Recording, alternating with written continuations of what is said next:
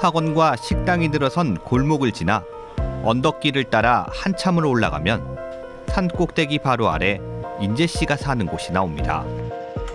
사법고시에 합격하겠다는 꿈을 안고 고시촌에 첫 발을 내밀었지만 곧 고시 공부를 접어야 했습니다.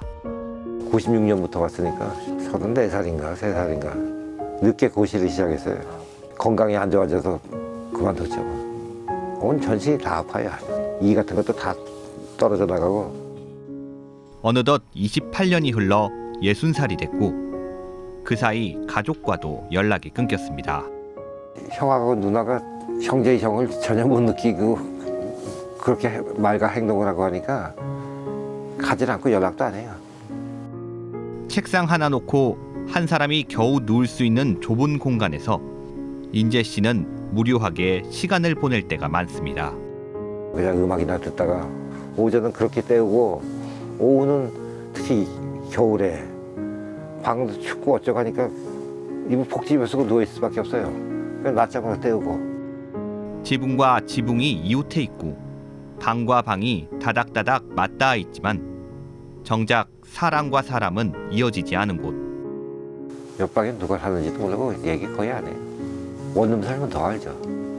고시원은 세탁기도 공용 세탁기, 화장실도 공용 화장실이기 때문에 어디 지나가다가 얘기 한마디 할 수는 있어요. 근데 원룸은 방 안에 세탁기랑 뭐 화장실이 따로따로 있으니까 옆방에 누가 사는지도 겨우겨우 알고 조금만 더 떨어져도 몰라요. 쓸쓸함도 외로움도 무뎌졌다고 하지만 외롭다 뭐 이런 느낌은 뭐 좀 잘 안 드시고. 굉장히 많이 들죠.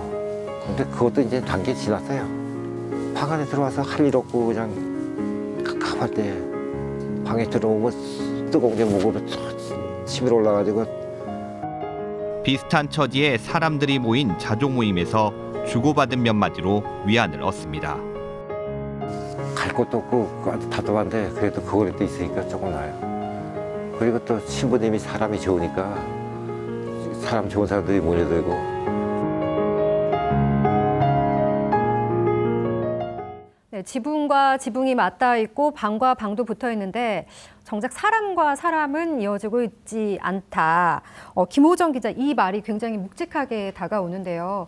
고시촌이라고 하면은 보통 청년들이 많이 모여들 것 같은데 이 지역은 그렇지 않은가 봐요.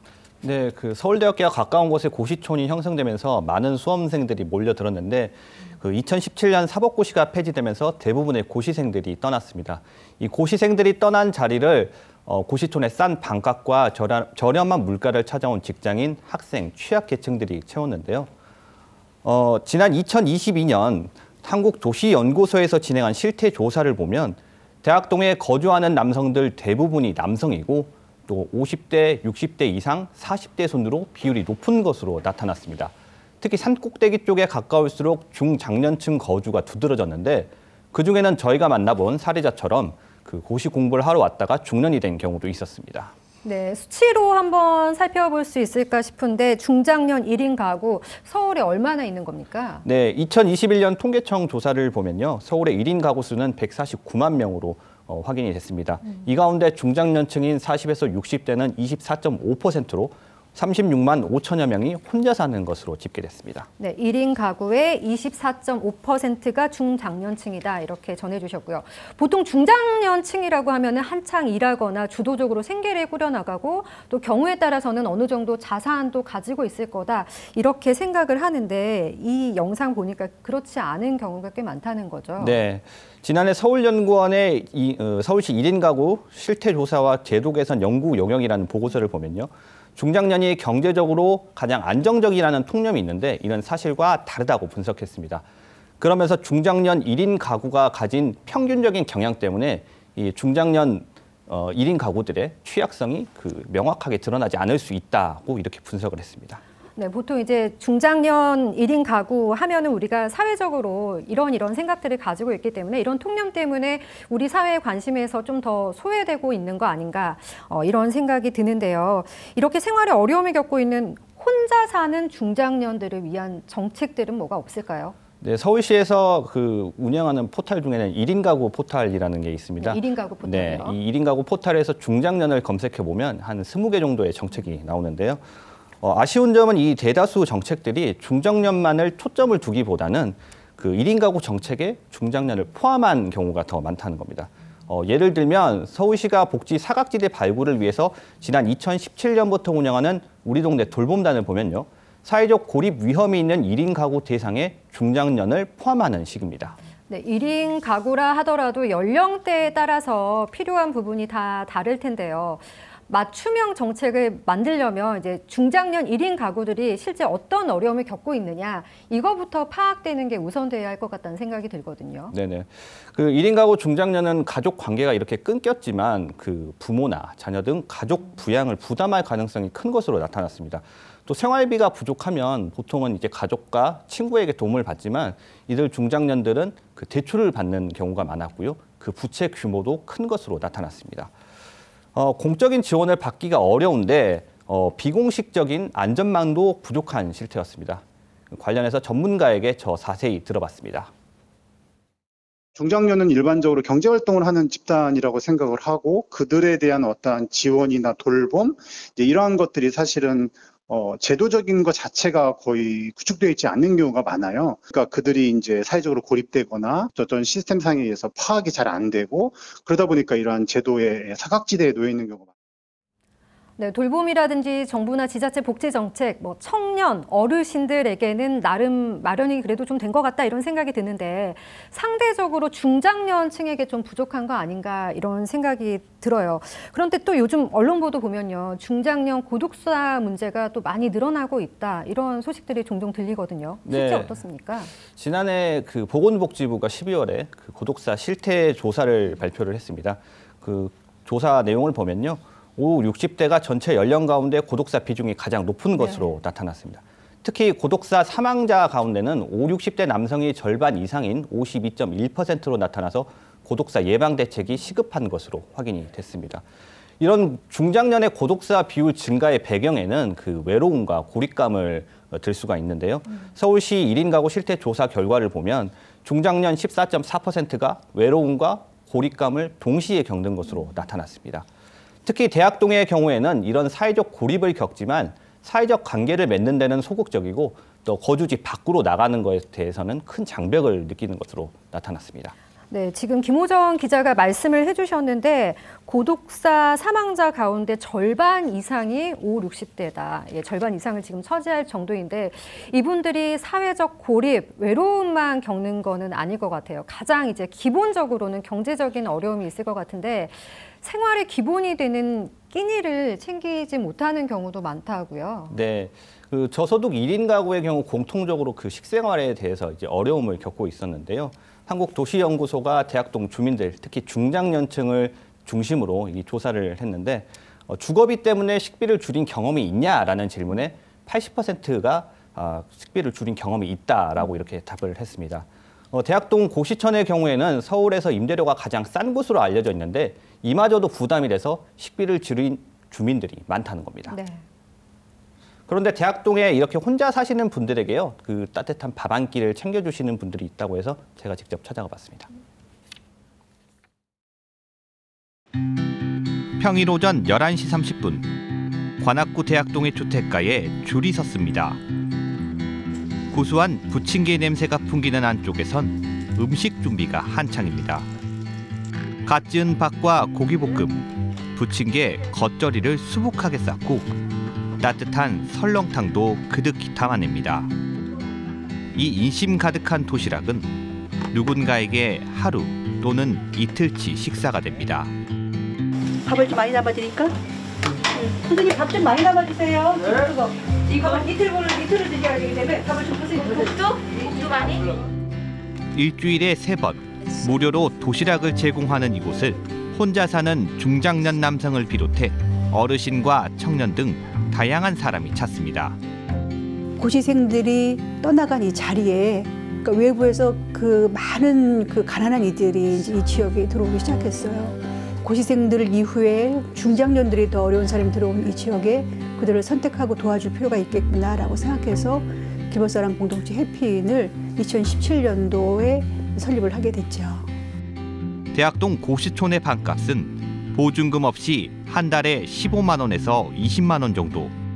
여기가 서울 시내에서 제일 생활비가 싸게 들어요. 10만 원대 초중반에 방을 구할 수 있는 데는 여산 꼭대기 쪽뿐이고 서울 시내에서 거의 여기밖에 없을 거예요. 하지만 그렇게 떠밀려온 사람들은 방문을 꼭꼭 잠갔습니다. 이 동네 사람들의 특징이 잘 나오질 않으려고 그래요. 예전부터 고시원에 계속 남아있던 사람은 지금 한 20%밖에 안 되고 그 외에 이제 80% 이상이 뒤에 이 동네가 사법시험이 폐지되면서 쪽방촌화되고 그러니까 싼 방을 찾아서 온 사람들이죠. 그러다 보니까 거의 실패를 겪은 사람들이 많고 서로를 단절해버린 상황에서 해피인은 소중한 한 끼를 책임지는 곳이자 서로의 안부를 챙기는 곳이 됐습니다. 동생 뭐라 해? 식사는 거의 지금 여기 해피인에 와서 봉사하고 여기서 도시락도 받고 여기서 같이 식사하기도 하고 같이 먹으면 이야기도 하면서 먹을 수 있으니까 좋긴 하죠. 고립된 이들을 방에서 나오게 만든 건 따뜻한 말 한마디 나눌 수 있는 공동체였습니다. 7월부터 매주 토요일 날 이제 모여서 이렇게 모이기 시작을 했고 그분들이 굉장히 자존감이 많이 높아지고 서로 이제 관계 형성도 더 이렇게 깊게 하면서 나는 가족이 생겼다. 나는 정말 이렇게 누가 이렇게 같이 얘기할 사람이 생겼다. 나도 정말 숨통이 트인다. 그리고 나도 뭔가 할 수 있는 일이 있다. 저희가 이제 지향하는 거는 수급을 넘어서자는 거죠. 수급에 머무르지 말고 모임이나 이런 걸 통해서 그걸 넘어서 보자. 사람이 처음에 어려울 때는 먹고 자는 게 우선 해결돼야지 그 다음을 꿈꿀 수 있으니까 그게 우선이지만은 그게 어느 정도 해결이 되고 난다면 그 다음을 우리가 준비하고 만들어 나가야 된다.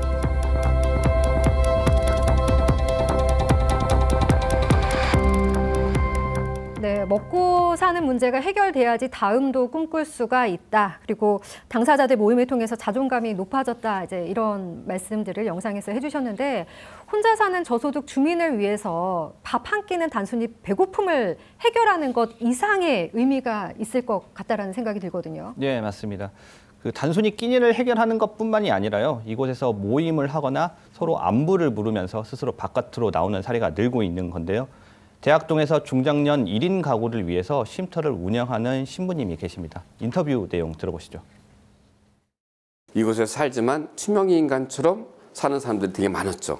그래서 내가 여기 있다는 자체를 인정하고 남들한테 알리고 싶지 않은 거죠. 그런데 지금은 사람들이 이제 서로에 대해서 많이 알고 또 어려운 게 있으면 서로 도와주고 또 필요한 거 있으면 여기 와서 또 어떤 때 같이 나누기도 하고. 네, 인터뷰에 나온 대로 자신이 이곳에 있다는 것을 알리고 싶어 하지 않기 때문에 공공기관에서 찾아오더라도 문을 열어주지 않는 경우도 많고 주민들이 나오기를 꺼려하는 경우가 많습니다. 이런 이유로 전문가들은 지역 밀착형 공동체의 중요성을 강조했는데요. 인터뷰 내용 한번 들어보시겠습니다. 큰 기관에서 하는 것보다는 그 중장년들을 지속적으로 지역 단위에서 활동을 할 수 있는 복지관이나 자조 모임이나 아니면 일자리에 관련된 기관에서의 교육이나 훈련이나 여러 가지 그러한 작은 단위의 그룹들을 만들어서 거기에서 이제 중장년들이 지속적으로 참여할 수 있도록. 네, 중장년들이 지속적으로 참여할 수 있는 무언가가 필요하다. 이렇게 교수님께서 말씀을 해주셨는데요. 영상에서 나온 함께 밥 먹고 모임하는 이런 사례들이 고립과 외로움 때문에 발생하는 문제들을 예방하는 좋은 예가 될 수 있을 것 같다는 생각이 듭니다. 네. 서울시에서는 이런 중장년 1인 가구를 위해서 함께 밥을 만들어 먹는 행복한 밥상이라는 서비스를 지금 제공하고 있는데요. 앞선 실태조사에선 끼니를 통한 교류도 좋지만 평소 꾸준히 안부를 챙겨준다거나 생활 유지에 필요한 정보나 도움을 얻을 수 있는 그런 관계가 필요하다는 그런 답도 나왔었습니다. 네, 그리고 영상에서도 나왔지만 이제 뭐 따뜻한 말 한마디 나눌 수 있는 소규모 그 공동체, 전문가도 또 강조를 하셨는데요. 서울시 전체 차원 말고 자치구 차원 또 더 작은 지역 단위에서도 보다 밀착형 그런 정책을 고민해주면 좋을 것 같다는 생각이 들어요. 네, 그 1인 가구가 가장 많은 관악구가 있는데요. 이 최근 복지 사각지대를 발굴하기 위한 정책을 추진하고 있다고 하는데요. 관계자 인터뷰 한번 보시겠습니다. 상담할 때 보증금이라든가 월세 거래 내역에 이렇게 제약이 있으시잖아요. 집을 찾아주는 과정에서 또 지금 현재 살고 있는 분들의 경제 상황을 한눈으로 좀 볼 수가 있고, 가장 특징적인 것은 전입신고하고 상관없이 실제 거주하시는 분들의 상황을 즉시 파악이 가능하다는 그런 장점이 있을 수 있습니다. 지역마다 1인 가구의 연령별 불포도는 다를 수밖에 없습니다. 이 때문에 중장년 1인 가구를 대상으로 한 정부나 시도 지자체 같은 큰 지자체의 일괄적인 정책도 필요하겠지만, 그 자치구별로 상황을 파악해서 지역 밀착형 정책을 마련하는 것이 복지 사각지대에 놓인 중장년 1인 가구를 위해 필요한 정책이 아닐까, 효과적일까 이렇게 생각을 합니다. 네, 자치구마다 이제 좀 상황이 다를 수 있으니까 김호정 기자가 언급한 대로 각각 지역의 특성에 맞는 정책들을 마련하는 것이 중요할 것 같습니다. 대학동에 사시는 어떤 중년 남성분이 다른 분에게 그러셨대요. 죽으면 얼마 만에 발견될 것 같아.